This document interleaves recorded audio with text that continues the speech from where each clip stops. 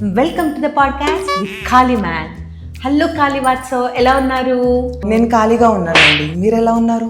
I'm so busy అండి. అసలు మీరు రోజంతా ఖాళీగా ఉంటారు కదా, అసలు మీకు బోరు కొట్టదా? నేను చాలా బిజీగా ఉంటాను.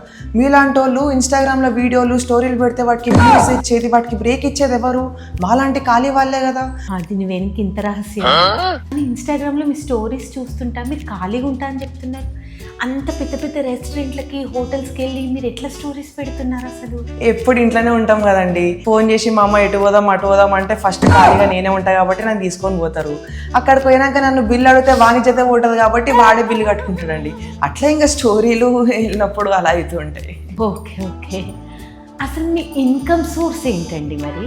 అంటే ఇప్పుడు మీరు అమ్మనా పాడ్కాస్టరా? మీరు చెప్పండి, పర్లేదు.